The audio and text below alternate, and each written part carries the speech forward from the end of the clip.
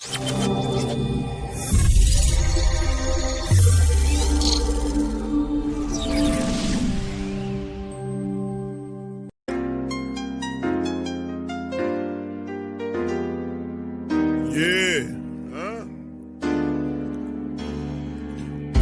Benson, I'm a who that. I'm a who that. Long as I'm living, I'm a who that. Lose or winning, I'm a who that.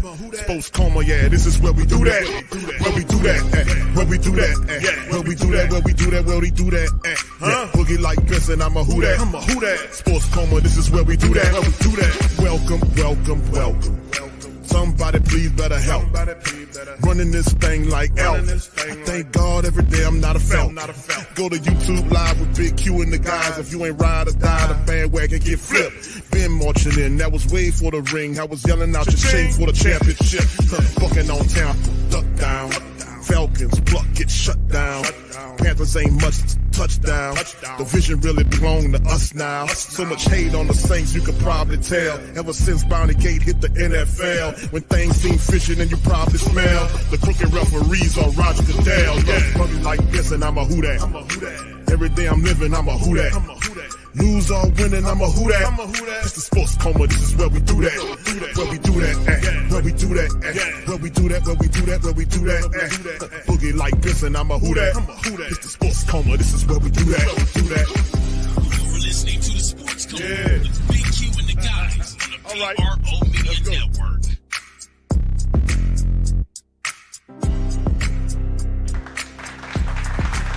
All right. Shout out to the mighty Who Dat Nation. Big ups to the fam. Appreciate y'all for being in this one. Welcome, welcome, welcome. You're now rocking with the Sports Coma with Big Q and the guys, where we have intense, entertaining, educating, and enlightening sport talk from your favorite sports fam. Shout out to you guys. Appreciate y'all being in the live on this one. And we're going to talk a few news, notes, and items, of course. All things black and gold. Big ups to the fam. Appreciate y'all as always, man. Y'all hit that like button. Much love to the fam. OG, I see you, bro. Jason, big ups to you as well. Pelicans, Nola. Much love to all y'all. What's up, Clint? Shout out to y'all, man. We up in this thing for another one. Also, to let you know, the Sports Coma is brought to you by FanDuel. Y'all can feel free to check out FanDuel, the app, wherever you need to go. You know where it is. It's one of the biggest, if not the biggest, betting platform on the map. FanDuel is available. I think they have, when you look up the Super Bowl odds, I think, I'm going to have to pull them up, but let's see. I think the Patriots are favored by 4.5 points, if I'm not mistaken, but I'll pull it all up. But big ups to y'all. Appreciate y'all for being in the stream. So whether it's in NFL and NBA, MMA, whatever it is, it's on FanDuel, baby. Check them out. All right, big ups. What's up, Dash? Appreciate y'all for doing it in the stream as well. And, man, let's hit that like button and get involved with some Saints talk, man. Listen, bottom line, man, there's a lot of stuff going on. It's Senior Bowl popping right now in Mobile. The Saints are going about the business of a lot of their coaches are down there coaching these seniors up, man. Let me tell you something. We have always had a good feel on talent coming out of the Senior Bowl, right? We all knew that. We always we get the best guys, right? We get really good players. Now, some guys have hit for us. Some guys don't hit for us. We still got a few guys, but one guy in particular on the team who's an offensive lineman who did stellar things at the Senior Bowl, but he's yet to do a damn thing for us, and Nick Saldiveri. So we hoping that he gets healthy finally and to be able to contribute for the Saints this upcoming season. You know, we did have our fair share of banged up offensive linemen, banged up wide receivers, banged up running backs, just banged up people. But in all, we just continue to build depth and get better with it. So we did solve some issues, right? When we talk about the soft tissue injuries, the decline in that with the team, which was positive. That was always something that we always dealt with at an abnormal rate. But nonetheless, man, we are headed in the right direction, and as far as that is concerned as well. Shout out to my dog Randolph, Keeping It Real, Who Dat Podcast. Shout out to you, bro. Thank you for being in the stream as well. And big ups to the fam, man. Anyway, we're going to get into some news, man. Several news notes and items on this show. And this is one right here. Shout out to Yard Barker. why signing Chris Olave to a 4-year, $128 million extension is the Saints' next move. Now, we've talked about this and covered this on the wall, across the waterfront here on the show. We talked about several players in particular toward the back end who we were looking at and saying some of these guys going to get some money. Chris Olave will operate on the that extra year at 15+ mil. So the Saints had, they can kind of, I guess, not be in a rush to do it. But when you talk about guys like Cam and DeMario, who obviously want to get paid, and you heard what Mickey Loomis was saying, he don't seem like in a rush to get these guys under contract. So we'll see what the money looks like. But one guy you damn sure need to get under contract. Well, he's under contract already, but to get the extension done so that help out with your cap money is Chris Olave. If you don't get the extension done this year, then he'll play on that $15 million. We can use a great deal of that money once we rework the contract. And of course, that Mickey Loomis will eventually work it down where he gets that extension where that first annual year will be like about less than $2 million. That goes back on top of the cap. So we're really good at that. Now, currently, over the cap has the Saints trending at over $21 million in terms of the cap that's going on. What's up, Asa? Shout out to Asa, man. Good to see you in the stream. But this is something that we have to pay attention to because we got to get that number down. 21+ mil in the red, according to them. And I mean, that's it's just not a big thing for us because we've seen it a lot higher. We've seen it at 100 million. We've seen it at 80 million. And they were able to chop it down and be able to get to the plus side of it. But anyway, this is what we need to focus on. So Chris Olave is one of the first big shoe to drop in terms of the Who Dat Nation that we really need to get under control, right? So anyway, let's get into the article right here that Sports Illustrated, shout out to Kyle T. Mosley. Saints came into the season as the worst team in the league, a disastrous situation at the quarterback position. Struggled during the first half, then turned around when Tyler Shuck took over the reins. The entire turnaround included a breakout stretch of games from star wide receiver Chris Olave. Olave finished the year with 100 catches, over 1,100 yards and 9 touchdowns. All 3 marks were career highs for the wide receiver. So he banked out big in a year where he wanted a contract, right? At one point, Olave mixed up in a lot of trade rumors at that point. There was seemingly no chance the Saints would trade Shuck's favorite weapon, especially with how highly Olave has spoken of Shuck and his season with the team. It seems much more likely the Saints will sign him to a contract extension in the same way the Jets signed Garrett Wilson, which is what he wanted. Remember? So projecting what Olave's contract could look like for the Saints. Now, this is the projection. Chris Olave signs a 4-year deal, $128 million.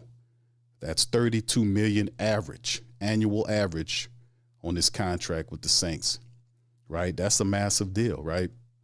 Right. But it shouldn't be recorded or record breaking. The biggest wide receiver contract is a 4-year, $161 million deal from Jamar Chase. It's the top contract in total value and the average annual value.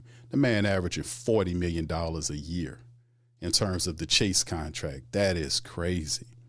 The Saints could land Olave at a 4-year, $128 million deal if they would pay him the $32 million per year. Now, the total value would sit between Amon-Ra St. Brown's $120 and Wilson's $130 from last season. Now, the average annual value would tie the A.J. Brown framework and will rank him right below Garrett Wilson.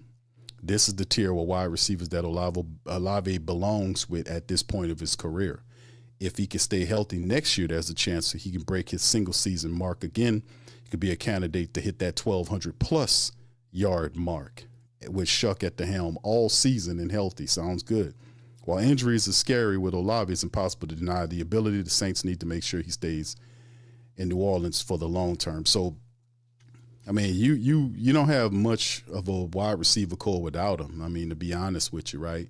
Because what we had and what we thought we were going to get with Rashid Shaheed, who's now helping the Seattle Seahawks in the championship game, in the Super Bowl. That's you ain't got much, working in the wide receiver room. Not proven talent anyway, although I do like Devon Bailey. I do like Jalen Polk, but a lot of these guys are unproven. They had a few flashes here or there, but have not been proven to show they can be relied upon on a consistent rate as much as Chris Olave's done in his brief time with the New Orleans Saints.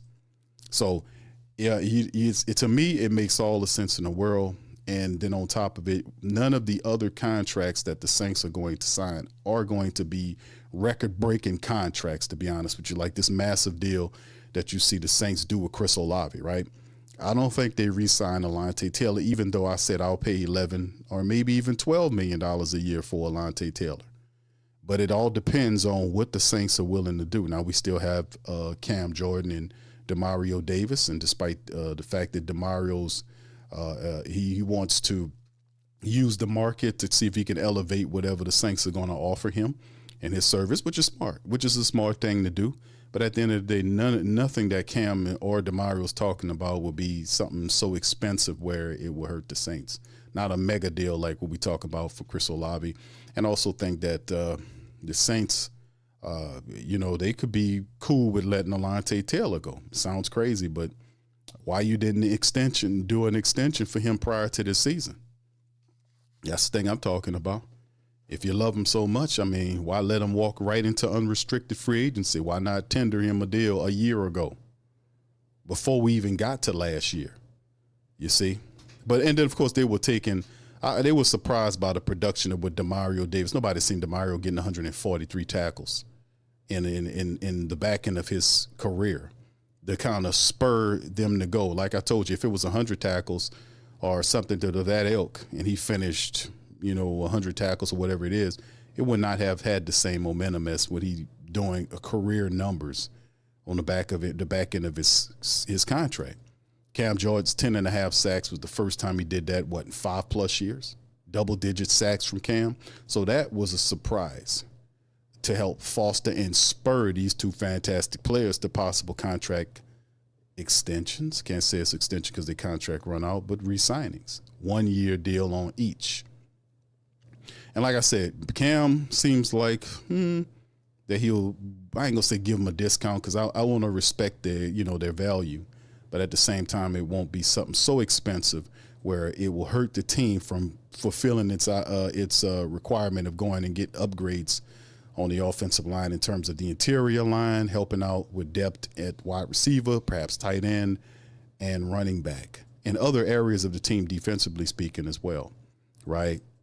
Getting veteran, maybe another cornerback. We did add a few players here or there. And I don't expect the Saints to tear up free agency, to go and get a bunch of people, right? I don't think they'll operate like that. We might see 1 or 2 moves here or there. You probably see a starting level offensive lineman the Saints could sign, and maybe another backup lineman as well. And then do a few moves here or there to kind of add to the team. And then when we hit into the draft, start going into that and using bunch of those picks to fill up and do things. So we'll see how much money they have saved. I remember restructuring and doing the off-season calculations in terms of the restructuring on contracts, and I think I got, according to the computer, the Saints between $25 and $30 million in restructured money.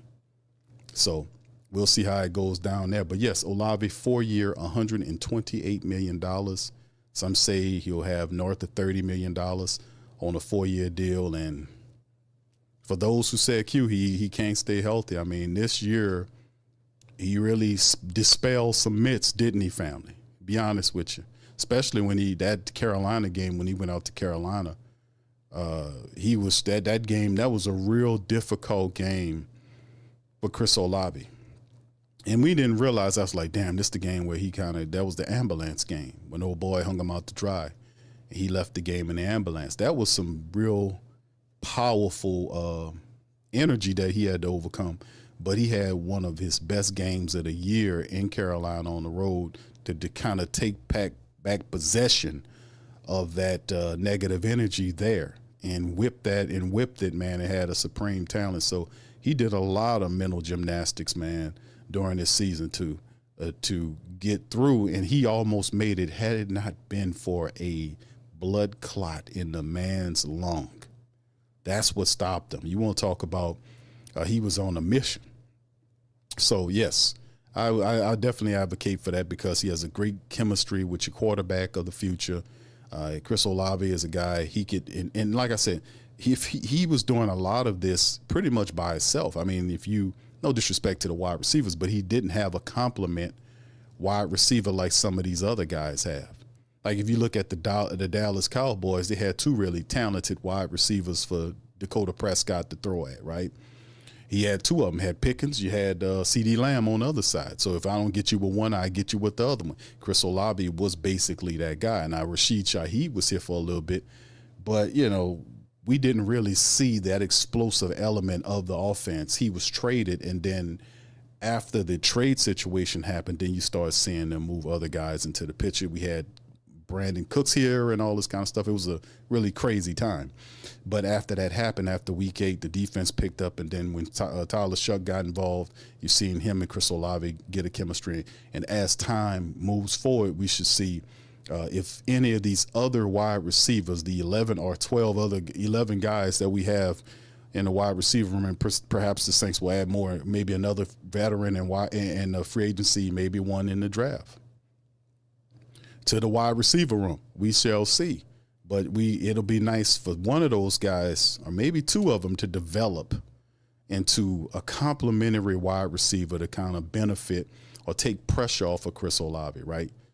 So we'll see how it all happens, man. All right, shout out to you guys. Appreciate you. Madden Goon says at pick 8, he says if Downs is there, we get him and let Taylor go. I've been saying this. I think if there's any player that the Saints have probably an issue with, more than likely of letting go, is Alontae Taylor. Because you look at the Cam, like I said, the Cam and the DeMario thing, we knew they were entering their final years, but they had two outstanding seasons that really kind of fostered them saying, hey, we can still play this game. So that was a bit of a surprise. Chris Olave we knew his money. Eventually he was going to get to this point. It was a question early on, is it Chris or is it Rashid Shaheed? Well, the Saints, once they traded Rashid Shaheed, they agreed that it was going to be Chris Olave. Alontae Taylor, last year, the Saints had an opportunity to kind of restructure before or extend before the end of the season, and they just said, you know what, we're just going to let the market do it. He could be lost in the market. Some lists have Alontae listed as the second best cornerback in free agency. It's what it is. We'll see what they do. What's up, Gundam? Shout out to you.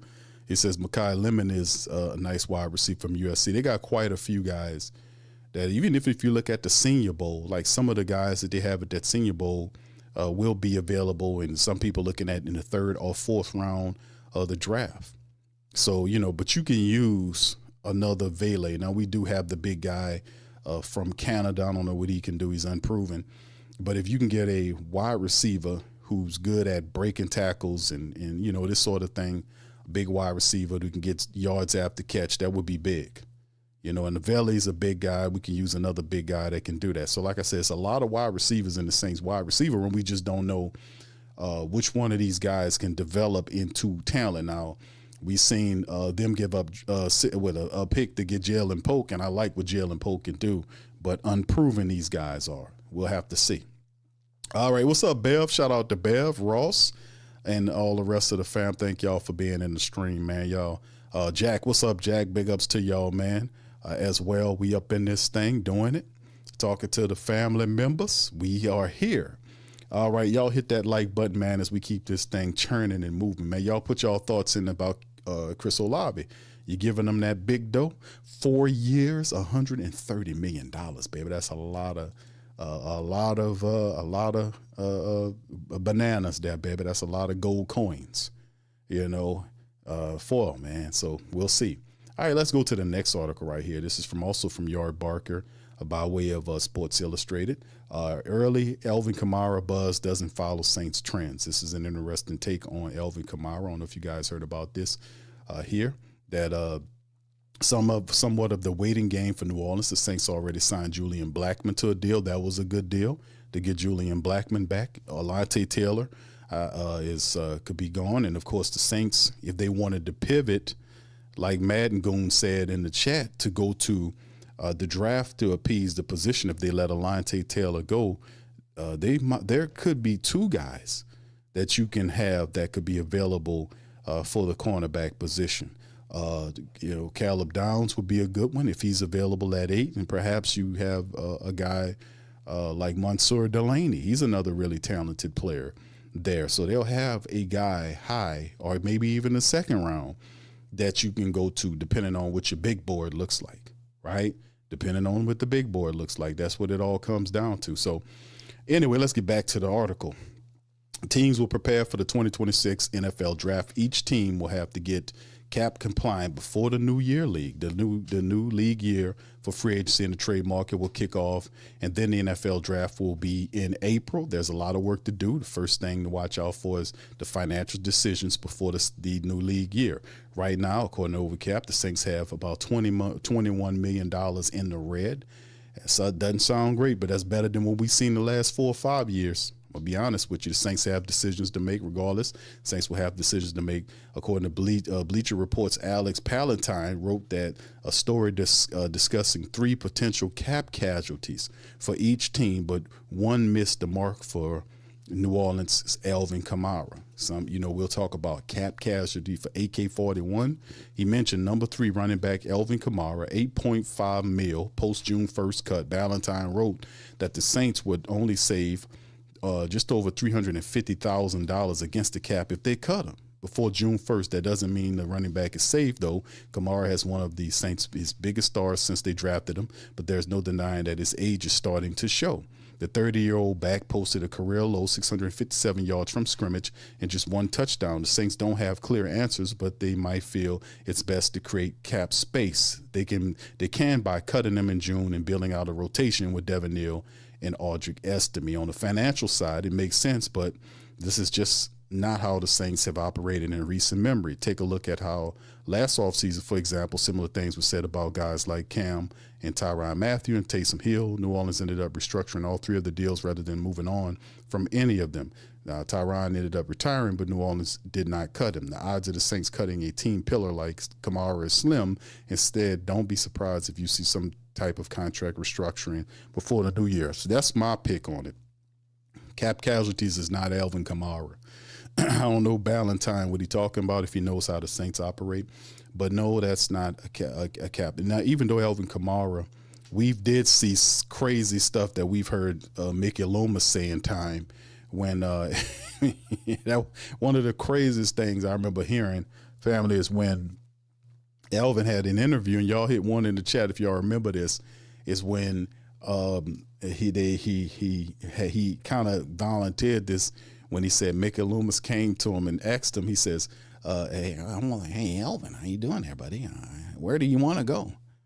And Alvin looked at him like, you're put one in the chat. Mickey Loomis asked Alvin, where does he, walked up to him and asked him, where did he want to go? And Elvin's like, and I'm like, how do you even do that? To me, that was, Alvin Kamara is the best running back in Saints history. I mean, he got all the records. He took down Mark Ingram, his buddy. He beat out Deuce McAllister, one of my favorite all-time running backs. The deuce is loose. I remember watching him play. Reggie Bush was another great. And then we go back in time to Dalton Hilliard, Reuben Mays, Craig Ironhead Haywood. This guy is his numbers.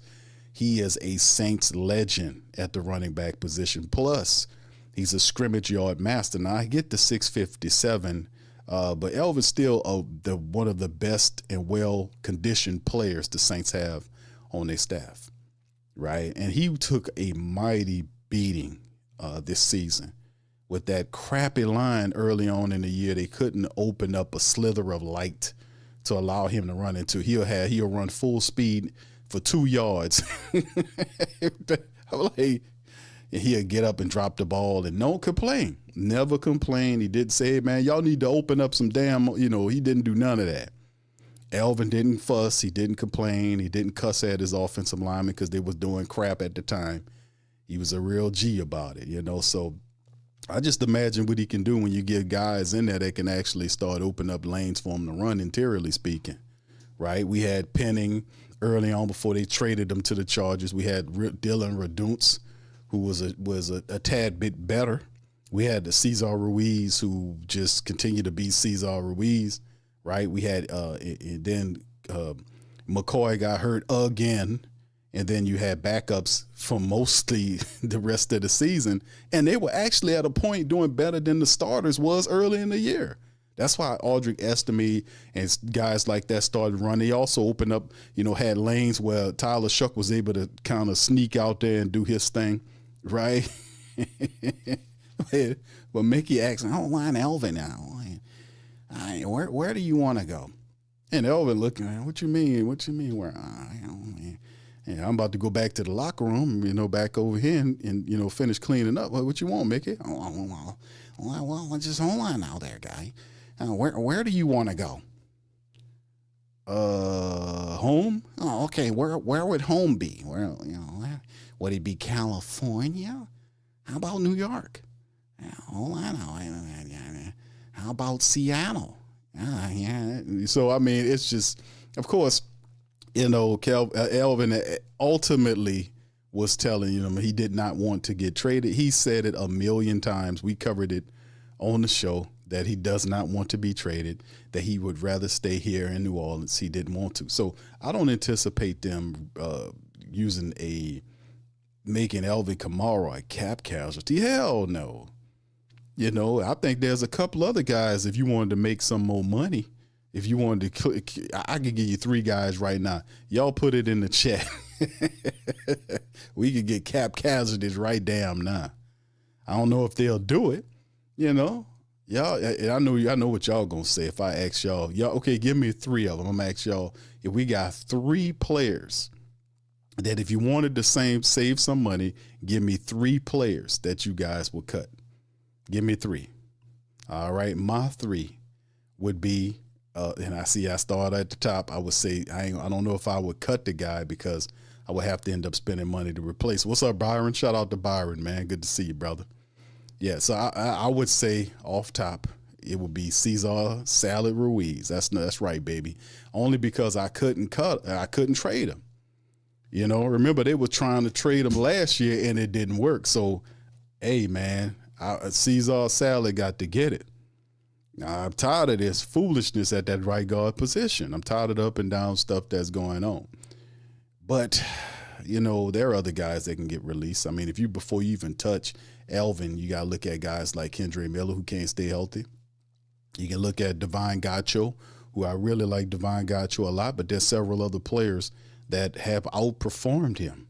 And he's making $6.4 million right now. That's a restructure or a potential cap cut within itself. How about Isaac Yiadom? Isaac Yiadom didn't look like all that. He was outplayed by the rookie, and I think we can do a little bit better than having Isaac Yiadom. I think we can find somebody that can work well. Personally, I like a few other cornerbacks that I see. I like Rajon Wright, to be honest with you. I think we can bring in Rajon Wright. But that'll be my 3. If you're looking to save some money and you want to talk about cap cuts or cap casualties, whatever you want to call it, that's my goddamn 3 right there. And then we'll go about the business of handling all the business and doing what we need to do to win the day. But yeah, man, we see the time and listen, Ruiz did some positive stuff, man. But listen, for the last several years, I've been saying it's not good enough because the man needs to play better. So I mean, I heard there was no market for the guy, because people can watch film, they can see, and at some point you kind of thought the Saints were looking beyond the position. They might see it, but they just didn't speak about the play. And then later on in the year, you heard Mickey mention it. And Mickey never said nothing like that before. He always would say a general positive comment about a player. Oh, he's terrific. Oh, Cesar Ruiz. Oh, yeah, he's Cesar. Oh, he's just awesome. He's just he's a special player, and and he's great. He's awesome. He's a special. He'll be a Hall of Famer one day. Nah, ain't none of that. He said, Cesar said, we need to see more out of Cesar Ruiz. That's what he said. And I was like, go ahead, Mickey. Mickey actually watching these players. And he's like, yeah, we got to see. Because at some point, you got to put the glasses on. You got to see that the man is not where he belongs in his development. He's not where he belonged, bro. I'm telling you off top, the man had 1 million reps and he's still not nowhere where he needs to be. So, like I said, if you keep him, fine. But open up that spot for competition. We need better play from those guards. We need better play from the guards. And that's what my call on it. So anyway, yeah, we need to go in a different direction when you talk about lining other guys up for cap casualties. Alvin Kamara isn't going anywhere. He'll retire a Saint.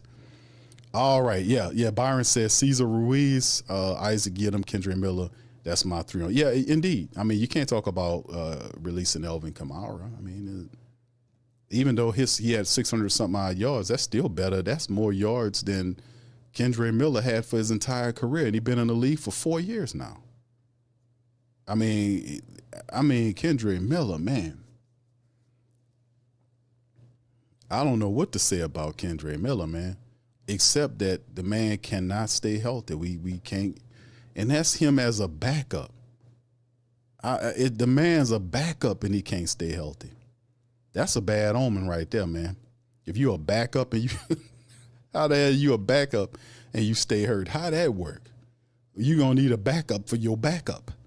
I mean, that's crazy work. Think about that. The man's a backup player, but he hurt. I don't mean to laugh at it, but he need a backup for the backup. Serious shit. That's crazy work, man, if you think about it, man, that your backup need a backup. I don't want a backup that need a backup. I want the backup to be the backup. I want the backup to be the backup, not the backup to need the backup for the backup. Shit. You understand? Gundam says, Q, it's not like we picking on Cesar, but his technique and fit. Yeah, he's horrible. And I don't think anybody will say, come on, Q, you know, y'all being a little too hard on. No, you're right, Gundam. The man is obviously not really living up to the first round grade. I'm just going to be honest with you on that. The man ain't living up to the grade. Let's just keep it all the way funky with you. And yeah, his technique is bad. I mean, you can see it too. Like when he gets out of his stance, his balance ain't all that great either. His leverage is off. His foot placement is not consistent. Sometimes it's there where he can utilize his power. Sometimes it's not. And then sometimes a good defensive lineman don't even take, a top-notch one, but a real good one that understands that, fire out of his stance and will swim move the piss out of Cesar Ruiz and beat the man like he's sliding on a slick flow. Beats him badly too. I done seen somewhere on film, and we pinpointed this on Patreon all the time, where guys will fire out the stance, right? And guy will swim move Ruiz, boy, and Ruiz gone become. The guy gone become. And then there was sometimes when you see that he'll double team a player, and then you're supposed to shed off the guy and go to the next level. You double team the guy, give him a little help, and ain't no need for you to stay with him. Slide off of him and go to the next level, catch that linebacker so your running back can get to that next level. We don't see that all the time, and a lot of times he gets there late. And we need better play. And then the spotlight is on him too. I think he got another couple years on his deal remaining, and it's not a market to trade the man. So my thing is simple. Just give him competition. Force his job open.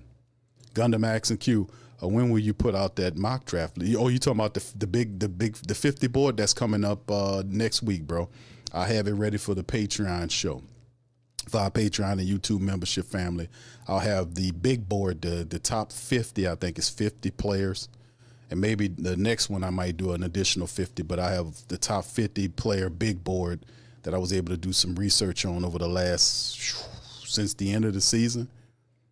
Just been doing research, and shout out to KT and Jim Kev and the rest of the family members sending me film to do film work on some of these players. I've been looking at a lot of film and studying a lot of these players coming out of college. Running backs, wide receivers, linebackers, defensive linemen, offensive linemen, tight ends, all of that stuff, man. Just doing the do. All right. What's up, JT? Shout out to JT. Shout out to you, my brother. Blessings to you as well. And shout out to the chat, man. All right. What's up, Nolan? Shout out to Nolan. Says, what up, fam? Ruiz needs to see. Ruiz needs to go. What's up, Slim? Shout out to brother Slim, man. Young City, I see you, fam. Appreciate you. as well. Big ups to y'all, man. But yeah, that's the interesting thing, man, that we need to see that needs to change. Like we got Devin Neal, right? Devin Neal was awesome, but he got hurt. But then we got a blessing called Audric Estime. So shout out to Kellen Moore for going to get Audric Estime, because Audric Estime was awesome, wasn't he? He was awesome. And he ain't cost you nothing. Very inexpensive player for the Saints. They were able to get him. They actually had a running game with the backup offensive lineman in there. You know, our 2 good tackles, and then all those backups, Luke Fortner and company inside. And we had Audric Estime working with Tyler Shuck and giving him a running attack. When our first string Alvin, second string Kendra, RB3 Devin Neal went down, and RB4 was out there running the football. We went down to RB5. The Saints had 5 guys, and of course they mixed Taysom Hill in there, which is going to be an interesting dynamic coming into this upcoming season. And a lot of people are, indicating that Taysom Hill could be done for the Saints anyway. But but like I said, he covered up a lot, because Taysom did several things. He was able to play a little wide receiver, a little tight end. He was able to play some running back, play some fullback. He was in there as a quarterback, So missing out on him being there, you're gonna have to get more creative, because he does make you lazy. That's what Clint Kubiak's style was when he was in New Orleans. He loved Taysom Hill so much, he got lazy to use him. He's like, man, this guy's fantastic. I can use him everywhere. Now you're going to have to know your personnel and be able to work behind your personnel now. But yeah, the running back position has to improve, right? But before we even get to the running backs, I'm going to tell you need to improve the interior offensive line. Whether you hit them in free agency, you got to do better. So that's why I'm advocating for you to get Luke Fortner back. Luke Fortner shouldn't cost you nothing but $3 to $4 million a year. He ain't make that much when he was here. He was on a rookie contract. So you get $3 to $4 or maybe $5 million to bring Luke Fortner back as a backup. Why? Because Fortner has a great chemistry with Tyler Shuck. All that great offensive stuff that was going on with Shuck and the Saints offense, guess who was the center? It was Fortner. I ain't never seen Fortner play as good as he played for the Saints those last several games. If you go back and watch film with Luke Fortner in Jacksonville, it was a different player. Fortner was not confident in nothing. But whatever the Saints had going on, he was totally confident and did a really solid job as the backup center. And you got a guy missing all this time. I think Eric McCoy, one of my favorite players, but he's falling apart. Same thing happened with Ryan Ramczyk to a degree. When you miss 20-something odd games in the last 2-something odd years, 2 or 3 years, that's you can't ignore that.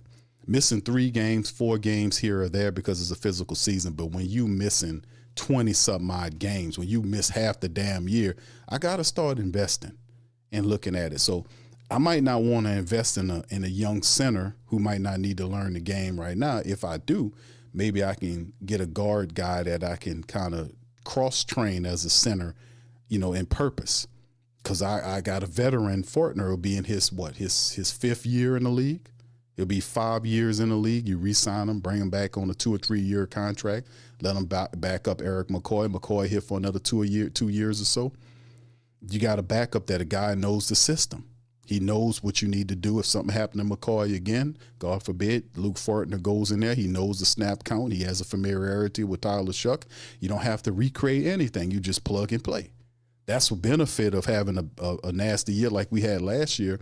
At least we know we got guys that did really well on the back end that finally figured out the system, right? So we can operate in that vein. So that's my take on it. That's how I would handle it. I got a backup center. I just need to solve the left guard position, which they got a couple of them in there that you could pick up in free agency. Spend some good money. I know I got to pay for Chris Olave. I got to break the bank for him. But at the same time, I still need to spend good on that left guard position, right? Because that kind of elevates the process. I got my 2 bookends. I give me a good, a top-notch guard out of free agency. Maybe give me another offensive guard or somewhere, because the Saints still don't have a swing tackle unless you look at Akeem Richards as the a 6th offensive lineman. That was supposed to be Dylan Reduns. But I don't think Dylan Reduns is coming back. And to my opinion, I think we can do better than Dylan Reduns. a better player in free agency. Maybe we get a couple of guys. One we pay a lot of money for, one somewhere in the mid-tier. Then we bring that guy in and let him compete with Ruiz on that other side.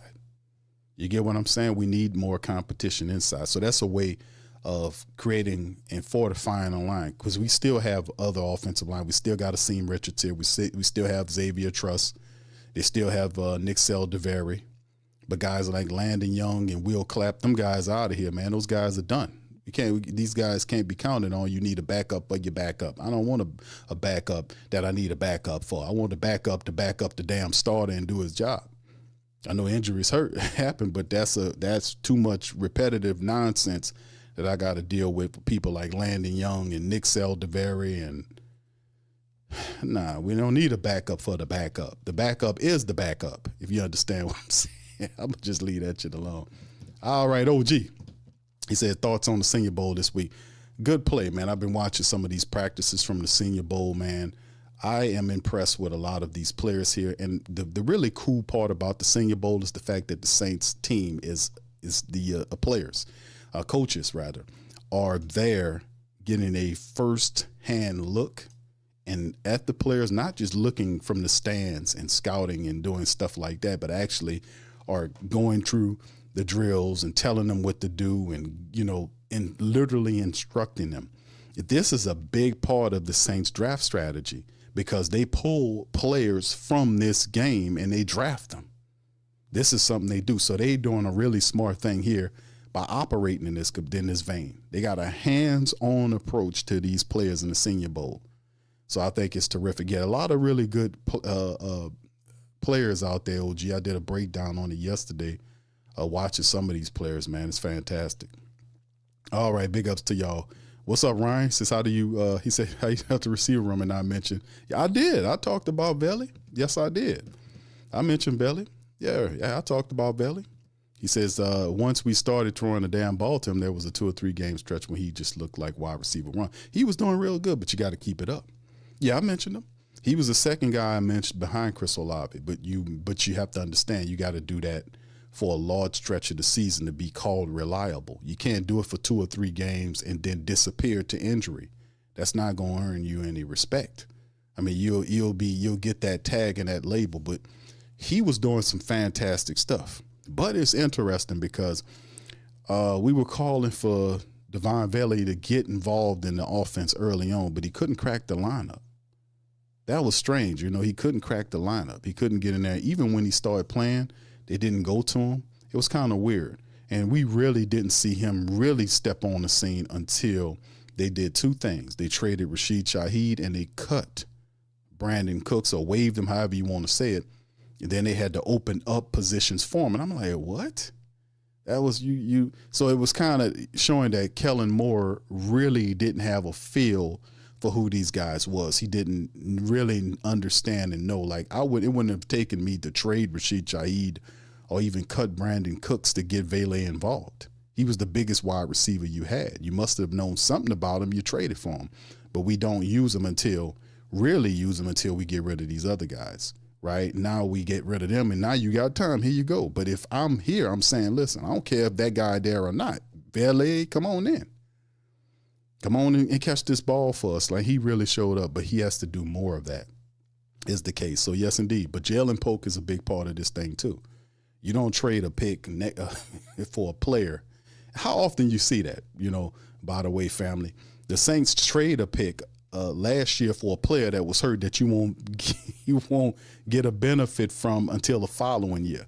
It was it was some solid trades the Saints made. The Luke Fortner trade to get Bink Saunders out of here and get a really solid backup was an excellent trade. The Devon Valley trade is still up for discussion, right? But outside of the Fortner trade, that was a solid trade because the Jaguars eventually got rid of Bink Saunders. He ended up with the Jets. He looked very unhappy, by the way. And then, of course, getting Devon Valley and getting him in there. He looked good in those 3 to 4, maybe 5 stretches of games where he was just catching some difficult passes, real difficult passes. He was getting twisted up in the air, hitting the ground hard, and got to work on that longevity. Got to build that longevity up. All right, Uncle Paulie. What's up, Uncle Paulie? Shout out to my brother, Uncle Paulie, man. Good to see you. The great Saint think tank historian is in the building. All right, he says if Saints pay Chris Olave mega bucks when the Saints need offensive line, need improvement in a good backup QB and better wideouts, the interior decline needs upgrades, and the linebackers and the linebackers come on. Okay, but yeah, you really are in. I ain't gonna see you between a rock and a hard place, because if you look at it, the Saints, how can I say this? The Saints, from a monetary standpoint, they don't have an expensive quarterback. They don't have a quarterback sucking up $30 million a season, right? We got some dead money, about $67 million worth of dead money on the books. But they don't have, but the way the Saints finagle the contracts of these teams and add void years and agreement, they can manipulate these books in ways that teams dream about. I mean, Slick Mick Loomis is a guy that do it. So I think the Chris Olave thing initially, like when you sign him to that mega deal, just understand that the first year when you do that signing, that first, because that's going to average $30 million a season when that finally gets done, right? I don't know how much guaranteed money it is. I'll leave that to you guys to mull over. But in the end, when you talk about that first year, and that's really how the Saints operate in terms of dollars, and that it is that year the team is operating in free agency wise. Right now, his contract on the books is $15 million. Well, if the Saints get that extension done, guess what that this year will be? It won't be $15 million. I guarantee that shit will drop down to less than $2 million a season. And you get all that extra $13 million back on your cap. That's what Mickey Loomis do. Then he'll do the step pyramid thing, the Cam Jordan thing, except he'll do it with the balance books. He'll do his version with the calculus. But yeah, they'll still address it, because the reality is the Saints they know they're setting it up where they knew they couldn't pay both Chris Olave and Rashid Shaheed, so they traded Rashid for a pick. They dialed in and say, hey man, Chris Olave is the guy. So at some point they will get the deal done. they most certainly will get the deal done. And then of course, like I said, whatever DeMario and Cam want, it won't break the bank. And I'm pretty sure even if it's $8 or $9 million for Cam, or DeMario wants 10 or 11, whatever it is, and the Saints and them get close together and make the deal work, I'm pretty sure that Mickey will, will feed dummy money or dummy contract years into it in some kind of way, make it work. So we'll see how they got going on, man. We seeing this all the time, and then finagle his contracts, bro. We seen this all the time. But I think they do hit these offensive line improvements, OG. Uncle Paulie, I think they do hit these needs. Chris Olave needs to get paid. There is a hole at the left guard position. They know. They're aware that Cesar Ruiz is not playing as well as he could play, and there could be competition at that position. They understand the importance of having a really good backup center in Luke Fortner, because McCoy can't stay healthy. So they understand all of this and have said some of this in recent interviews that we've heard. So they're well aware of the offensive line issue, especially you're going to need that for the running attack and the protection of Tyler Shuck, who's the franchise quarterback now. So that's the thing. The wideout Saints have a ton of wide receivers right now. I guess maybe they go, I don't see them spending big money on some of the top guys in the wide receiver free agent game, to be honest with you. But I mean, they got a loaded room. This is the deepest room on the team. I want to say is the linebacker room. I mean, the wide receiver room, pardon me. They got a bunch of them there. A bunch of these guys there. Thank you, Uncle Paulie. Shout out to you. Gundam says, Q, will you be upset if they get Jared? Absolutely not. Oh, no, absolutely not. I think Jeremiah Love is the best running back in this draft, hands down. There are a few other running backs that are way down that can give you real good value, like the running back from Penn State. Love's partner, who is from Notre Dame, is a good running back in his own right. So, I mean, there are several options further down, right? But this guy is a top 10 player in the draft, Jeremiah Love. Some scouts believe Love is as good as the running back from Oakland. I mean, I said Oakland, from Las Vegas. Some people saying he's better than him. That's what some scouts are saying. I remember reading some of this stuff and hearing some of they equate him on that level. And like I said, the guy's talented, and of course we love our running backs down here, but it don't do him a lick of good if you don't have the offensive lineman in front of him to open up holes. He'd be doing that Alvin Kamara run.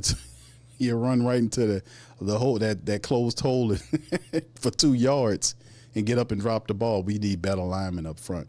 But shout out to you. I would not be mad if Jeremiah Love is the guy they pull, because any help you can give to the Saints, Shuck, is a big help. Anything. What's up, Donald? Shout out to you, bro. Yeah, it's been a while, my man. Good to see you, man. Okapala Secure, you think Bub Means will have a break? That's another one. See, that's what I'm saying. People yelling out here. People telling me, Q, we need wide receivers. We got about 11 or 12 of them. We got a bunch of wideouts already on the team, family. We really do. We got a bunch of wide receivers on this team right now. We really do. We got a bunch of them. Let me see if I can pull up some of the lists on them here and read them to you. There's a bunch of them that we have on this team, man, to be honest with you. It's a bunch of them. Hold on, let me see if I can pull up the list right here and read them off the Saints website to you guys. Like, man, this y'all, and like I said, I know that they know it's a position of need because the quarterback's going to need guys to throw the ball to. But man, oh man, they got a ton of them, man, on the team. Here it is. Here's the list right here. Let me share it for y'all so y'all can see. It's a bunch of them, man. We got a ton of these guys already. Now, a couple of these guys are free agents. I think Toure is a free agent, but Samari Toure, he's the practice squad guy. We've seen make a terrific catch. Pettis is a free agent. Chris Olave is going to get his money. Ronnie Bell is there. Kevin Austin Jr. is going to be on the team. And let me see if I can go down here, because these are the guys they have on the active roster. They got a lot of guys on the practice squad, too, that they added. Yeah, it is right here. You see, that's the Moose Alford. This is the guy that they picked up from Canada. You got Elijah Cooks here. I don't know if he's still going to be on there, but there are other. They got a bunch of wide receivers on this team. Bub Means is here as well. You see Trey Palmer. People forget about Trey Palmer too. Devon Valley. This is the IR these guys on. Mason Tipton, Jalen Polk, Trey Palmer, Bub Means, and that's a bunch of guys. It's a bunch of wide receivers. A lot of them hurt. They won't be hurt when the season starts. But, you know, Devon Valet, Mason Tipton, Jalen Polk, Trey Palmer, Bub Means, and then you go up here with Elijah Cooks, and I think Cooks might be a free agent. Damian Alford, who they picked up this offseason, will be available. So, like I said, it's a bunch of guys. Now, like I said, a lot of these guys are unproven commodities. They're unproven. That's the thing, you know. They're unproven. The only proven guy you got there is Chris Olave. We'll see what Bub Means could do, because a lot of people thought Bub Means could do what Kevin Austin Jr. is doing, but Kevin Austin Jr. has a benefit because he worked with Tyler Shuck on that scout team. So they got instant chemistry. So we'll see. Like I said, it's a bunch of wide receivers. If they keep adding to it, they might add one in the draft later on. They might add one in a veteran in free agency. But they've added to the wide receiver room, you know, already. And they might feel like some of these guys, we're going to give some of these guys an opportunity to do their damn thing. So we'll see, you know. We'll see what they do. But like I said, it's a bunch of guys there. I was like, man, I don't know if people realize how many wideouts the Saints really have. All right. Anyway, man, let's keep it going here. Paula says, Q, do you think the Saints are going to do whatever? No, I think he'll finish. What do you think the Saints are going to do? Alvin Kamara will finish his career with the Saints. I don't think anything's going to happen with Alvin. I think, if it's 8, they won't pay him $18 to $20 million. That'll be a restructure. But I don't think Alvin has, but a couple years left here. I think, isn't this year his last year? Huh? I think Alvin Kamara, this is his last year. Kendre Miller's too. Let me pull it up on over the cap. I think this is his last year. Yes, it is. Here's the contract according to over cap right here, showing you right here that Alvin Kamara with 2026, $11.5 million. They're going to restructure that. Look at all the voided years in this contract, though. Look, his voided years all the way to 2030. So, yeah, this is the last year for AK-41 at 31. they'll restructure that and kick a lot of that into voided years, adding into this extra money going into the future. So, I mean, yeah, he's on his final year with the Saints at age 31. He turned 31 this year. And then you look at Kendre Miller. Kendre Miller is another dude that is that's on his last year. Yeah, Kendre Miller, 1.5, making more money than he ever did, and he's on his final year. So, like I said, the Saints is, man, no matter how you slice it, they're gonna need a running back, and you can draft one this year. You can get a guy in free agency if you can afford it, but the Saints have all those picks for a reason. They acquired. Remember, they got down to like 4 picks or so, something like that. Then they traded to get more picks from Rashid Shaheed. They started making trades and moves to get some of them picks back. They're gonna use those picks just like they did them last year. They used all 9 of the draft picks. A lot of people, I thought they were going to trade a couple of picks in the back end of the draft to climb up to get a player. The Saints drafted all 9 of the players and kept them. When you usually do that, that tells you that you're trying to build the long way, which is the cheap way. You don't overpay for veterans to come in. You just use the way you got to develop your players into contributors on the team. And it appears that that's the measurement they want to go. You don't accrue all those extra picks just to screw them off, so to speak, right? That's what I'm looking at. That's what I see from them. And we'll see how they go, man, in the end, man. We'll see how it goes. All right, anyway, let's keep it moving. Shout out to y'all, man. Gundam says he hopes Alfred makes the team. We'll see, bro. Donald, what's up? Donald says, Q, don't be surprised if Saints draft a tight end. Yeah, why not? Why not? Just as long as they don't do it early. Yeah. Gundam says a lot of pressure on Kendre to produce. Hope the young man can turn it around. Well, it's his last year, bro. It's you either do or you don't. This is his last year. The crap will get up off the pot. That's the bottom line, man. All right, anyway, let's hit this up, man. We got another article. Y'all hit that like button, man. We up in this thing. Saints hoping for another big haul in the 2026 NFL draft. It starts with coaching at the Senior Bowl. Shout out to NOLA.com. Did they think Joel Thomas is the coach at the Senior Bowl last year when he chose to arrive in this year's game? The Saints running backs coach knew he wanted to participate yet again. This time it came with a promotion. Thomas jumped at the chance to be the head coach of one of the two teams participating in the college prospect all-star event. Last year, that's the first time I ever called plays, Thomas says, so you get that itch. But as he's gone through Senior Bowl week, Thomas has seen an even greater benefit to coaching in the game, one that extends beyond the personal ambitions. He knows that this week is extremely valuable for the Saints, too. In addition to Thomas serving as the head coach of the American team, Saints quarterbacks coach Scott Tolzan, who's the offensive coordinator, linebackers coach Peter Sermon is the defensive coordinator, and special teams assistant Kyle Wilbur is the special teams coordinator, all are contributing in key roles on Thomas's staff. The hope and perhaps belief is that getting the chance to actually coach the prospects in this year's Senior Bowl will serve as an advantage come April when the Saints are tasked with following up last year's successful draft class with another transformative haul. The more knowledge we get, that knowledge is power, according to Jeff Ireland, the Saints assistant general manager and scouting director. The more knowledge we have, the more comfortable we are in our conviction that we have a staff collaborating to take the player.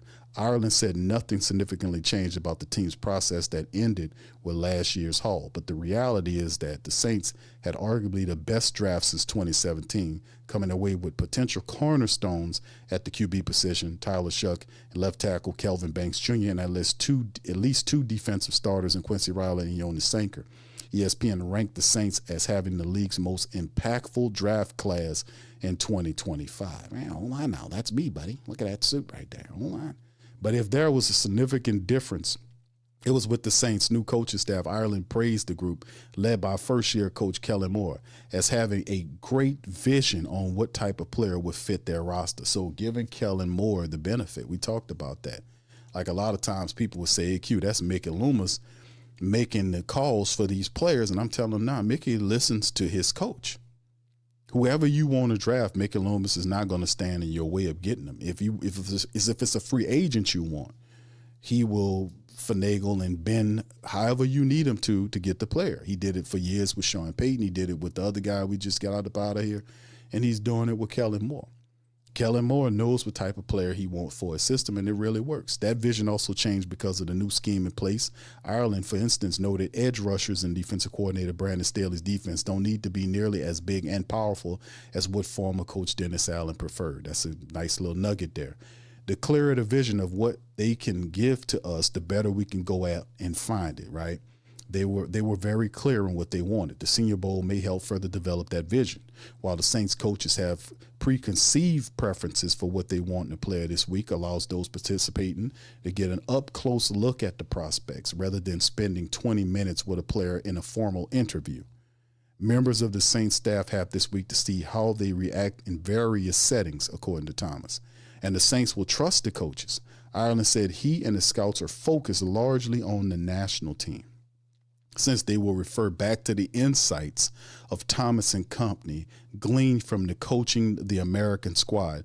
That to me, like, that is awesome, because, you know, you have so many scouting resources, right, that you develop or that you look at or you aim at. For them to say, listen, man, we got the America side, y'all just focus everything y'all got on the national side. That means we're going to have sharp intel from both sides for what goes on. So we might end up picking you're going to get a couple of these guys out of the Senior Bowl, no doubt about it, especially when they get kind of late on in the draft. And, of course, if some of these guys fall out of the draft, the Saints usually are one of the best teams in the NFL of getting undrafted talent that slipped through the cracks, right? We're one of the best teams at doing that. For years, that's been a mainstay. It's a good advantage for us because we got a lot of good information on players that are here. Saints GM Mickey Loomis, who noted that New Orleans has 9 assistants participating between the Senior Bowl and recently concluded East-West Shrine Bowl, which Mickey did say they were there too. If they hit as well as they did last year on another draft, Ireland knows the difference it could make. On Wednesday, the exec was asked about the leap that the Patriots made from 4-13 in 2024 to 13-4 in 2025 with a Super Bowl appearance on tap. Like New Orleans will have next year, the Patriots had a promising quarterback in Drake May entering year number 2. And that offseason, the Patriots found the right pieces to support him. Does Ireland see a parallel between the situations? Man, I hope so, Ireland said. That'll be great. That'll be fantastic. I'd be lying if I wasn't thinking it already. And indeed you do. Anytime you see something like what the Patriots did, when they won 4 games last year, and then the guy steps in here, new coach stepping there, Mike Vrabel, who's a linebacker legend from New England, like Willie McGinnis. What I remember from New England defensive side of it were guys like Willie McGinnis, Ty Law, Buckley, Teddy Bruschi, Vrabel, you know, guys like that Patriots defense. Of course, you know, Tom Brady, all this kind of stuff, but, you know, they had fantastic players there. And Vrabel went there. He understood the Patriot way. He fit right on in. It was a good mood. He was able to get the guy what he needed. He had a really solid draft class. Henderson, the terrific running back from Ohio State, he was there. He cut it up.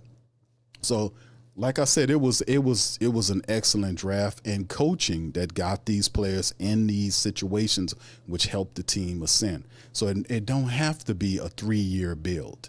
If you draft correctly, if you sign the right people, and your vision is clear, we could make the jumps, because that's been the problem with the Saints this whole time.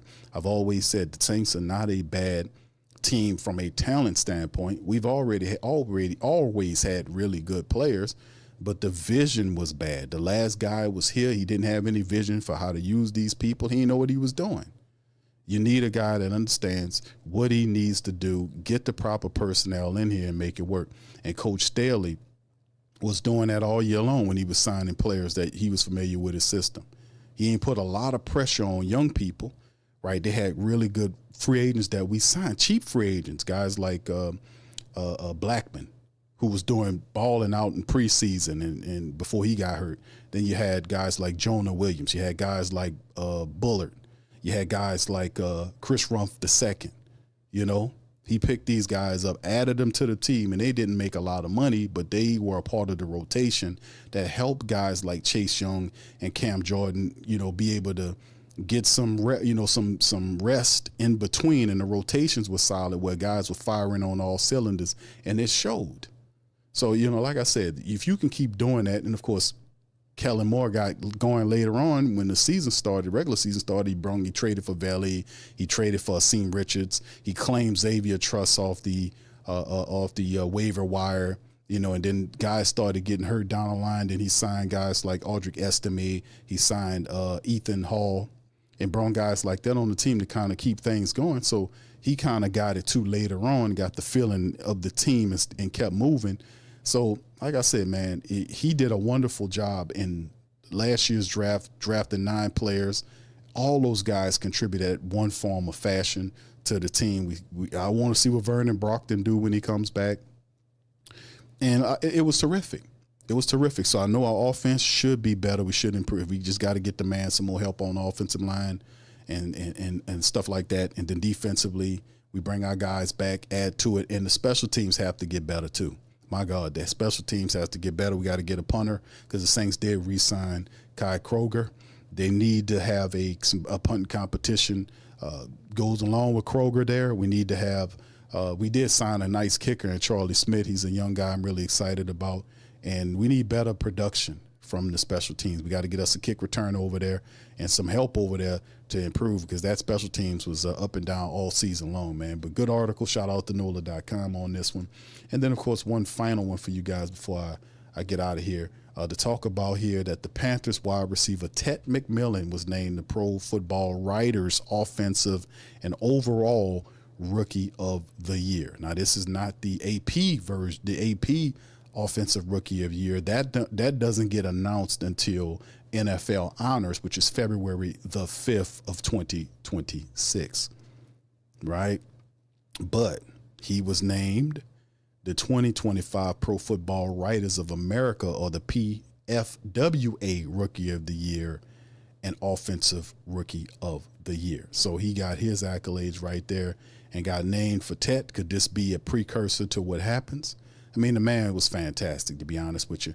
And that's why sometimes, you can't always believe the fluff about guys. Remember they were saying about Tet McMillan last year is that the video came out about Tet McMillan, say he's not in love with football or something like that, and he didn't really practice hard and all that. And I'm like, man, if the guy didn't, if he felt like that about it, if he finds a coach that can really get him to, step his game up or love the game or lock in, like the wide receiver coach and offensive coaches did for Carolina, because he was a big part of their success in getting Carolina back into the to the playoffs. Even though they backed into the playoffs, Tet McMillan was phenomenal, man. And let's hit this article, man, and go over it, because Carolina, they should be proud of what they're doing here. A wide receiver, Tet McMillan, was named that. McMillan led all NFL rookies with over 1,000 receiving yards in his Carolina debut. He averaged 4.5 yards per catch and scored 7 touchdowns. Now, the PFWA reports that his season yardage was the most by a rookie in franchise history, while his touchdown catches are second most in Panthers history and the most by any NFL rookie this season. NFL's official Rookie of the Year honors will be announced at a ceremony in February. Now, of course, McMillan was the 8th overall pick out of Arizona last year, and is the first player in Carolina history to be selected as the PFWA's Rookie of the Year. He's also the second Panther player to be the PFWA's Offensive Rookie of the Year, joining quarterback Cam Newton back in 2011. Cleveland Browns linebacker Carson Swessinger was named the Defensive Rookie of the Year, leading all rookies in tackles and tackles for loss. In addition to McMillan, Tampa Bay's Emeka was the other receiver on the all-rookie team. So there you go, and then name that. So congratulations to this young player, man. But this is another honor that he'll be picking up down the line, a bigger line. We'll see how it goes, man, because, of course, we want Tyler Shuck to get it, and strange things have happened before, but it'll be difficult beating Tet McMillan out for that honor, man. So we shall wait and see. He was awesome for Carolina. I mean, give you no lie, man. He was terrific. Without his contribution, I don't see them doing that. All right, anyway, man, shout out to you guys. Appreciate y'all for being in the stream. We're getting ready to get to the end. Let's get some questions and comments from you guys before we leave the stream. Shout out to Donald. He says, Q, the Saints have to upgrade and make changes on the special teams. It have to get better. I like Charlie Smith, though. Yes, I do like Charlie Smith. Kai Kroger was interesting. And to be honest with y'all, when they made the choice, because we was predicting who would make the team, and it was a battle between Kai Kroger and James Burnip. And I was saying, man, Burnip should get it, man, because Burnip got a big leg. He punched the ball very high. And some kind of way Kai beat him out. The Saints went with Kai Kroger. I really thought James Burnip would be the dude, but he wasn't. So perhaps they bring Burnip back. He definitely, Kai Kroger's definitely going to get some kind of competition when training camp kicks in, no doubt about it, man. We'll see. But yeah, Phil Galliano, man, has his work cut out for him. But like I said, Mickey Loomis mentioned this in the press. They talked about will there be any changes to the staff, and he kind of shooed that away, like you don't expect nothing to happen. They're gonna work with what they have and give Galliano an opportunity to turn it around. And to be honest with you, he had a rough time. His top kick returner was traded. His kicker kicked himself out of a job. So we had to switch kickers. His punter didn't punt all that well. He started the year strong, then faded. And then, of course, the coverage team sucked. You've seen a lot of turnovers there. You had the situation that happened with Atlanta. So Phil Galliano, and plus all of the special team statistics are all bottom of the NFL as stats.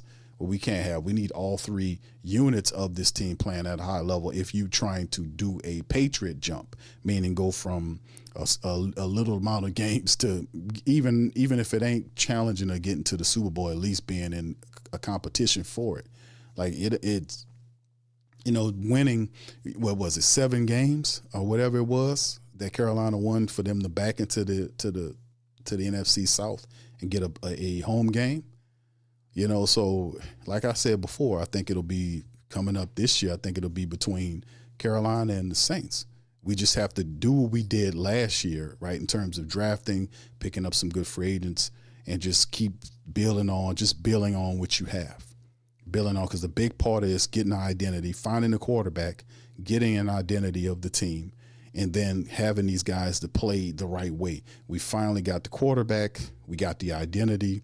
We need to build up the offensive line that can give him a steady running game so you don't put everything on the quarterback's shoulders. And when the Saints gets that together, you can see a lot of stuff happening that's positive. Of course, Chris Olave be healthy. Juwan Johnson, not to be lost among all of the other stuff, but Juwan Johnson balled out.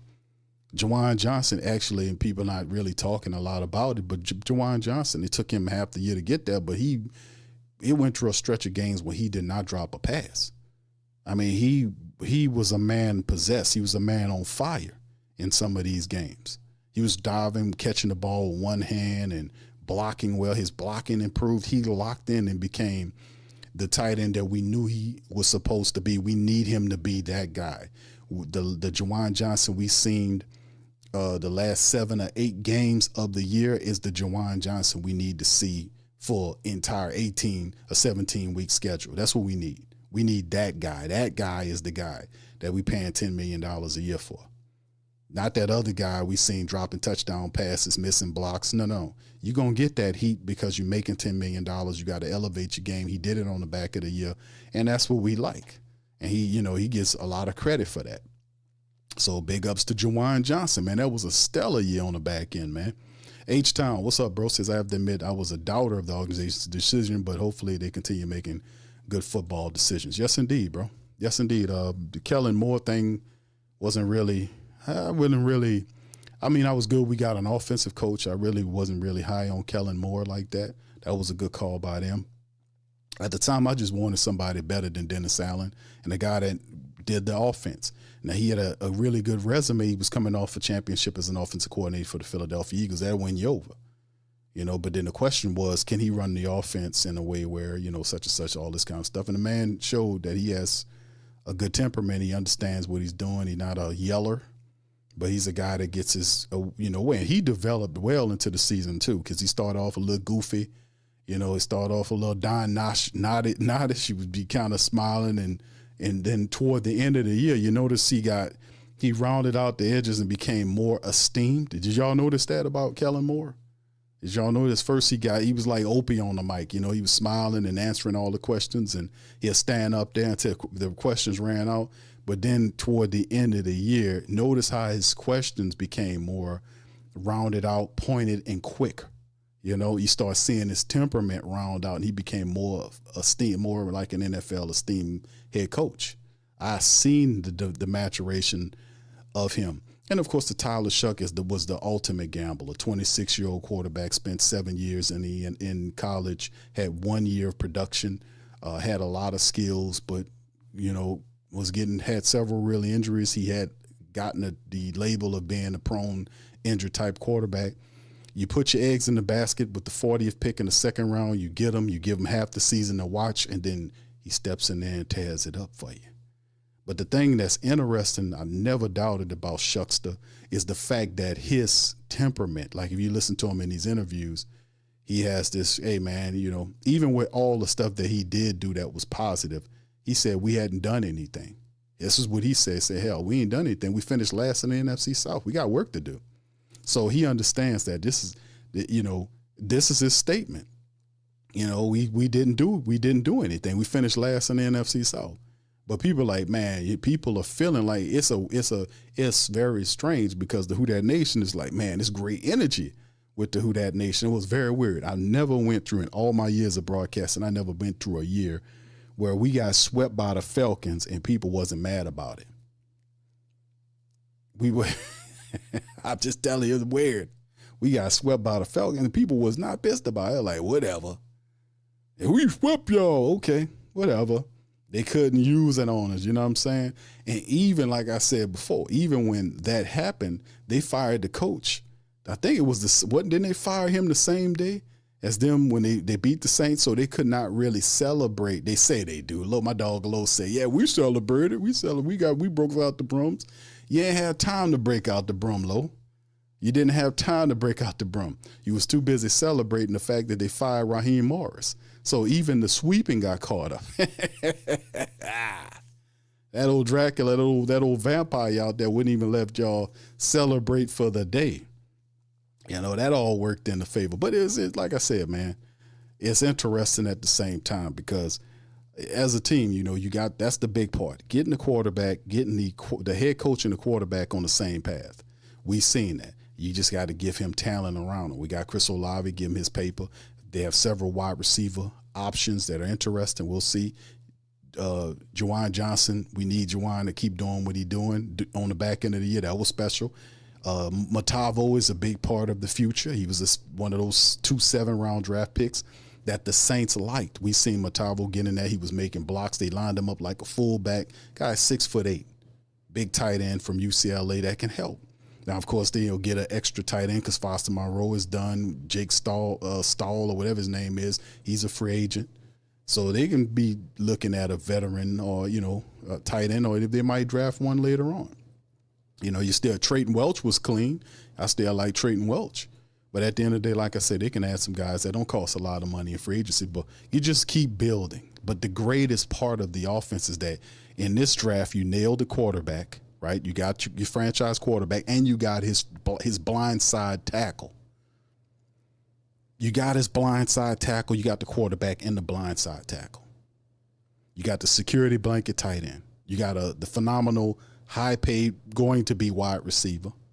You got several wide receiver weapons behind him, right? And then you got the other tackle. You got a center. McCoy can't stay healthy, but maybe this year he breaks the trend and stays healthy. Shit, he had all kind of time. So he should be healthy right now, to be honest with you. And then we just fill in the 2 gaps at the guard positions and keep doing it. You still got AK-41. He'll be 100% healthy. So will Kendre Miller. You got Devin Neal. All these guys will come back healthy for the Saints. And, of course, Aldrick Estime will still be there. And whatever you bring in the draft or add in free agency. So it's all an addition too. Like I said, man. So it's the sky's the limit. It's always finding identity. It's the major thing. You got the quarterback, you got the identity, build around them, and you should get some success. All right, what's up, Donald? Donald says Staley was a very good pickup at the court. Yes, he was. At first, I was like, what is he doing? Because like the article mentioned that he prefers the sleeker style defensive lineman. Like you look at a guy like Jonah Williams. To me, Jonah Williams is not a defensive tackle. He's like an edge guy. But in Staley's system, he used Jonah Williams to perfection. Jonah Williams was in there handling the business. You had he brung Bullet in here. Bullet put Gotcha on the bench.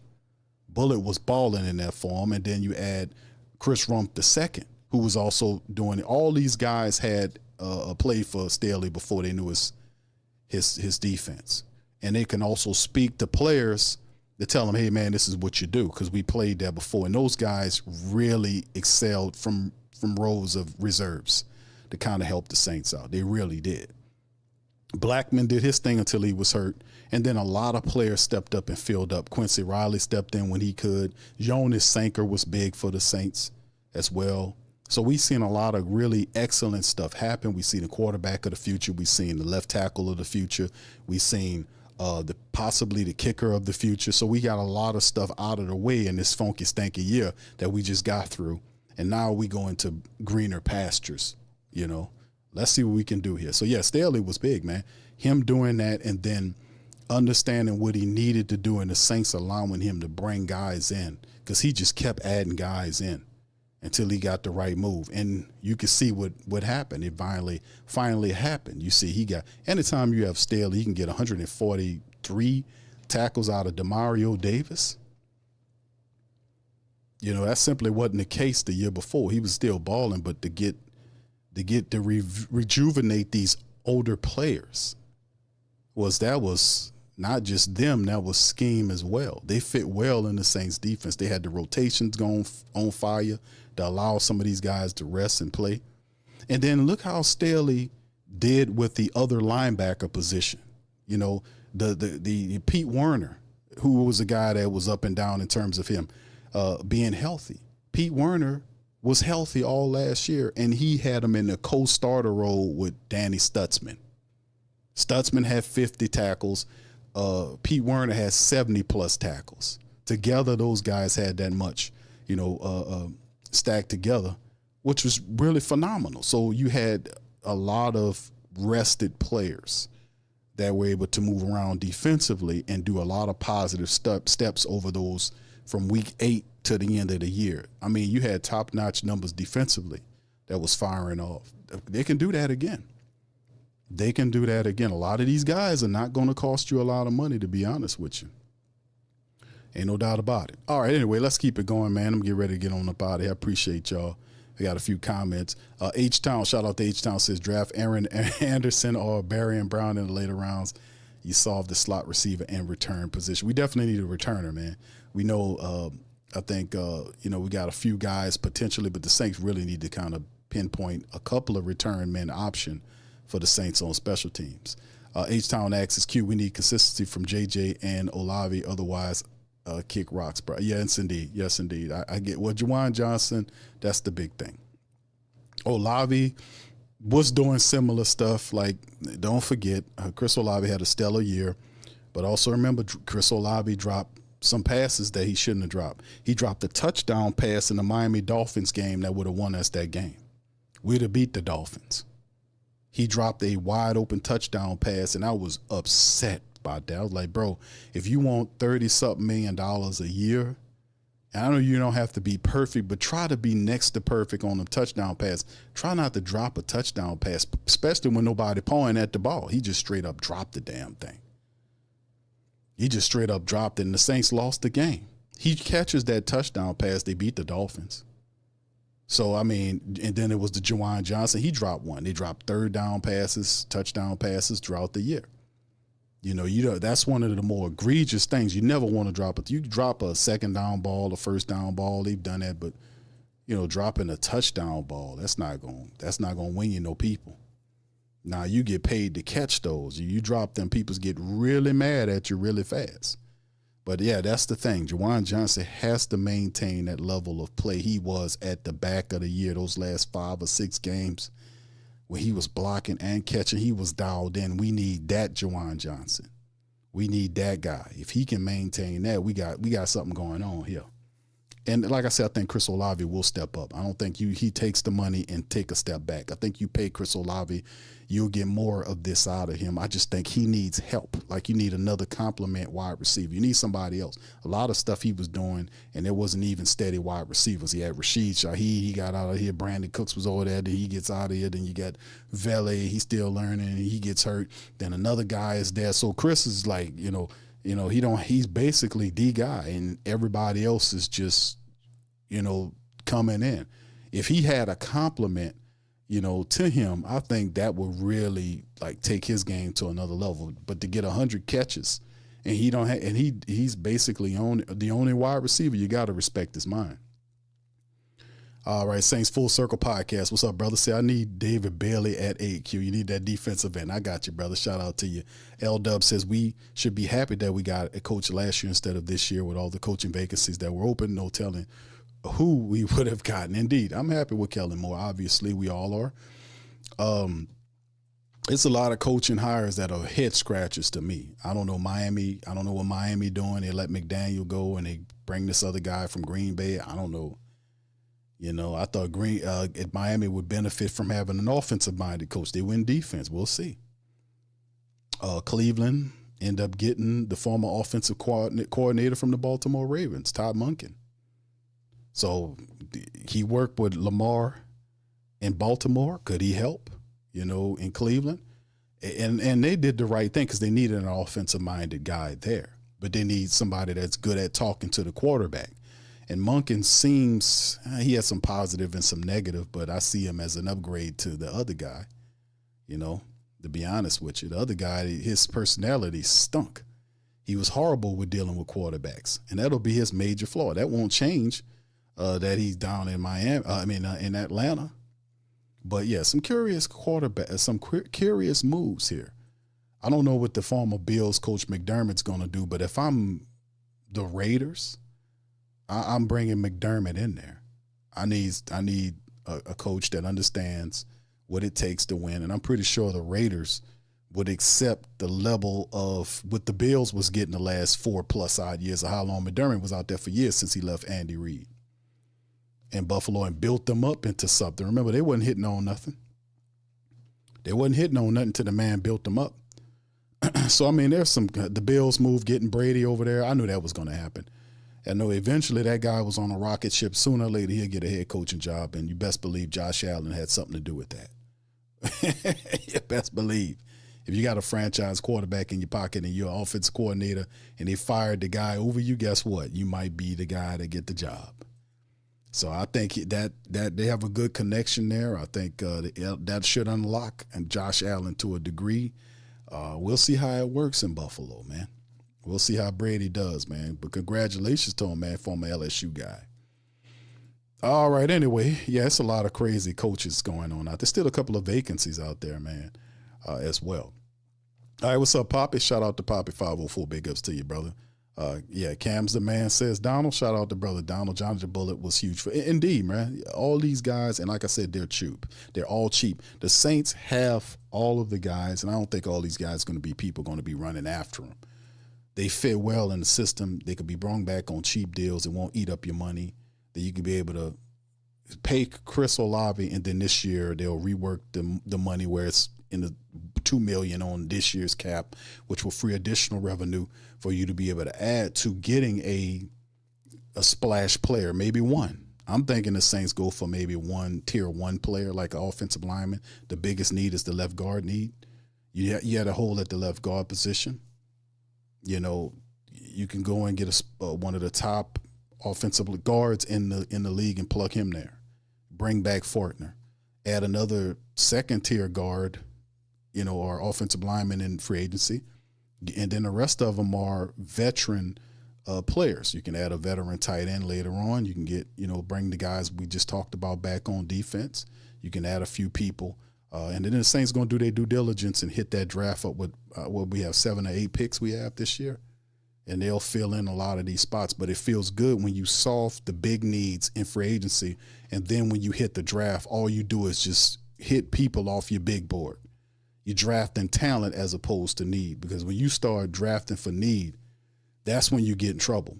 So if you hit free agency and you fill in those needs, you get the left guard, you get another offensive lineman that can provide competition for Ruiz. You do all the other stuff we talked about, and then you hit the draft, and you just go to your big board and pull talent down. That way you don't have to get in trouble reaching for people in the draft. That way you get in trouble. You start reaching for people in the draft. No. We don't need to do that. Just hit that off that free agency, get your guys, and then hit the draft and get talent. We can put talented players anywhere. All right, that's the game. You do that, man, we winning big time. What's up, Byron? All right. Yeah, Paulie says, Q, do you think Spencer Rattler will give Tyler Shuck sleepless nights for the starting? No, absolutely not. It's Tyler Shuck's team now, bro. Spencer Rattler had a chance, and to be honest with you, Kellen Moore gave Spencer Rattler a chance, and it just didn't work. It was drastically different, night and day almost. I would say when you have Tyler Shuck, Spencer Rattler in there versus Tyler Shuck. Tyler Shuck won what? He played 9 games. He was 5-4. Really, he should have been 6-3 with the Miami Dolphin game. We should have won that game. So what I'm saying is, it was historic statistically speaking, because we never seen a rookie quarterback. The last bunch of rookie quarterbacks we had, man, they could not win more than 3 games if they started for you in a season. This guy came in there, and he's an older man. He's 26 years old, so he's mature, married, mature, has child. I think got a kid and everything. So he has 7 years of college. So it's a different level. The processing speed, the understanding. He still have his athletic temperament, his ability, and it's a different player, right? Than a 21-year-old fresh out, this type of thing. You got a 26-year-old quarterback with all this athletic ability, so he can dissect the game a little faster. His learning curve is not as long. No disrespect to the younger player. I'm just saying, that comes with the maturity, so it's just a part of the game. And plus, they started building the offense in his favor. You start seeing his fingerprints on the offense. You start seeing the plays that Tyler Shuck liked to run, and Kellen Moore was running them. It wasn't so much, I'm telling you what to do, you're going to go out and do it, versus now, what one you want to run? You want to run this one? No, let's not run. Let's do this one. I can do this sort of thing. Like, they started wrapping that offense around that, man. Once you do that, it's over with. Yeah, that's his team. So no, there's no sleepless nights from Tyler Shuck. Plus, he put they put that Tom Benson, that Gale suit on. Once they do that, man, that's paying dues, so to speak. If you know what I mean, baby. If you know what I mean, let's just keep it all the way funky. All right, shout out to you, Uncle Paulie. Brian Brissy, he says this has to stay healthy. Indeed, Brian Brissy, we got to watch out for him. But hopefully he'll be healthy coming back. He had a little snafu there. But I anticipate a lot of these Saints guys will be back. A lot of the players will be back for training camp, man. A lot of them will be back in time. All right, Brother Byron says Carnell Tate told people he choose our QB Tyler Shuck. He wants to be a Saint. Yeah, and that's the thing. It depends, man. It depends what we're doing for agency. Like I said, you make a board. The Saints will make a draft board. You might put 100 people on that board. They'll make a draft board as long as they could, and then they'll label them quarterbacks the favorite one. I mean, not quarterbacks. They'll go player for player according to a number who they see as, man, this guy, you got to get this guy, this guy, this guy, this guy, this guy. And they'll go down the line one after the other. And that's how a lot of teams be drafting, based on the rankings of what the scouts is telling. Hey, man, this is the guy. If it happens to be the player, happens to fit a need, then that's more the merrier. But sometimes you might get a player that fall to you that you can't pass up. You be like, man, we got to find a place for this guy. This guy is rated as we are picking at 8, and we got this guy on our big board at 3. And he fell to us. Oh, my God. You have to, like I said, if Ruben Bain falls to you at 8, you're going to take Ruben Bain. You're not going to let Bain go and pick Carnell Tate or Monsoon or any of Fano or any of these other guys. If Bain falls to you at 8 and there's nothing wrong with him, then hell yeah, you're gonna take Bain. You're like, well, we got Cam back. I don't care. You can never have too many edge rushers. Just saying, man. When your board dominates it, that keeps all the confusion out of what player should we take and all that. Nah, we gonna peel off this big board right here. This is how we gonna do it, and it works. It really do.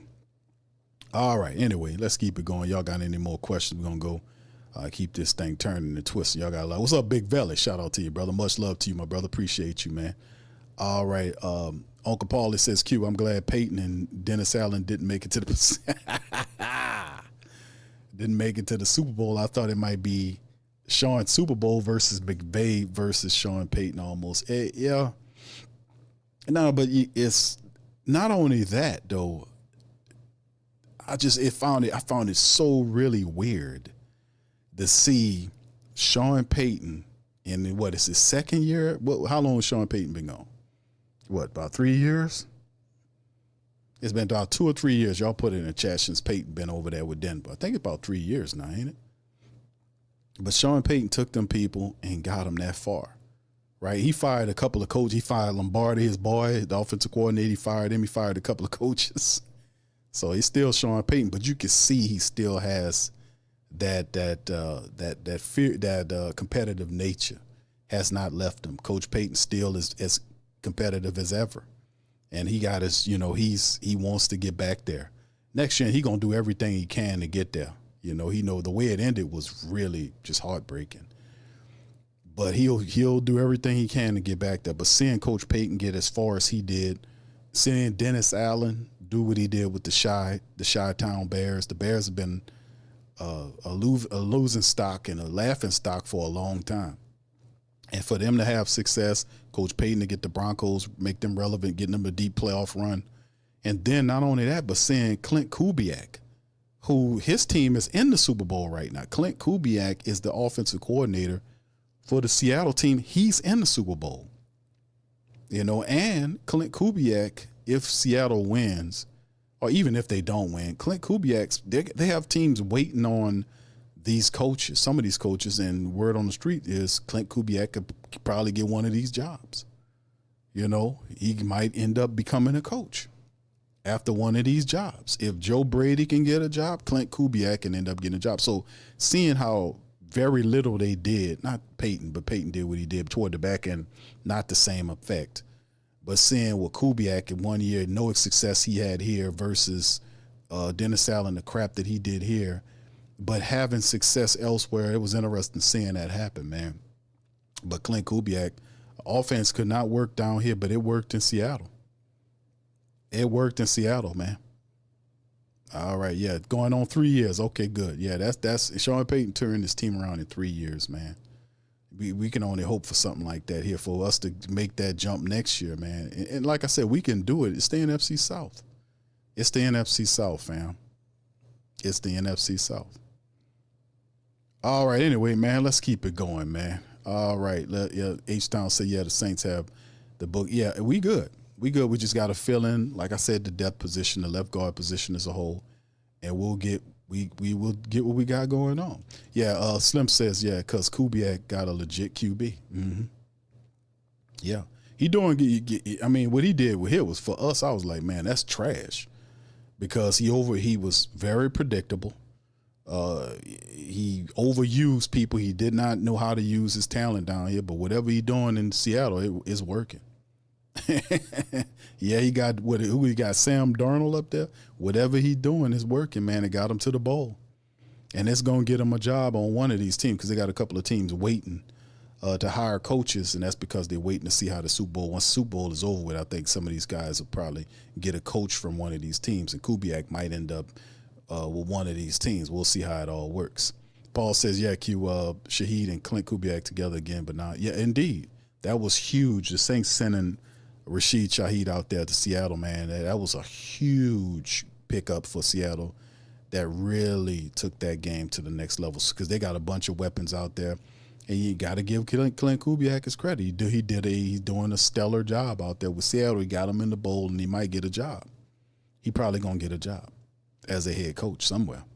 All right, so anyway, that's what I got for y'all today, man. Y'all do me a service. Feel free to hit the like button, hit the subscribe button, and by all means, feel free to share the show on your social media feed. We up in this thing, and shout out to FanDuel, man. FanDuel, the official sponsor of the Sports Coma, man. And if y'all want to get y'all votes in, y'all can, or not votes, rather, if you can get your bets in, your prop bets or whatever, you can go to FanDuel on the app or whatever. And then, of course, it don't matter, NFL, NBA, NHL, college basketball, whatever. FanDuel got you covered. And I think it's a 4. I think New England got the 4. What's the spread? 4.5 for the Patriots. 4.5 favorite is the Patriots in the Super Bowl, man. Y'all get y'all bets in at FanDuel, man, and and maybe we can make some money off of Clint Kubiak for a chance, right? All right, there you go. He starts says crazy Seattle got Darnold because Geno Smith followed Pete Carroll to Vegas, and boy, how did that was a disaster. They fired Pete Carroll after 1 year, and now, Geno Smith is going to be the odd man out, man, because they're going to get Mendoza. Mendoza is the guy. So, boy, did that crash down. Wow, things change quick in the NFL. All right, so anyway, with that saying, I'm out of here, man. I appreciate y'all. Hit the like button, hit the subscribe button. Shout out to the Patreon champions and YouTube membership family. We got that show up right now. The latest mock show is up, breaking down the latest mock. Also for the Patreon family members at patreon.com/Pro Media Network. The new episode of On Cue with Big Q. The new show is up. The Oil War continues, Volume 3, talking about all the crazy stuff that's happening in terms of what we got going on with the U.S. and Greenland, as well as what's going on with Iran. So we got all that going on. We got the whole breakdown there with facts, stats, and everything on Q with Big Q, our news show, only available to our Patreon membership family. So with that being said, man, I'm up out of here. I'm going to holler at y'all on the next one. Peace. Much love.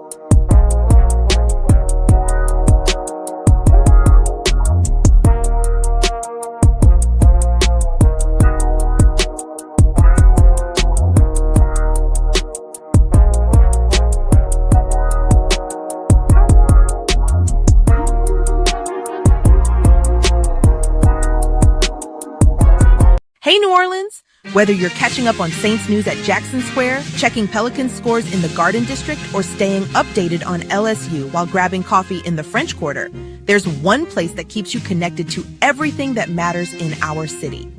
From Bourbon Street to the Superdome, from Preservation Hall to the Riverfront, New Orleanians are staying in the know with thewhodatdaily.com.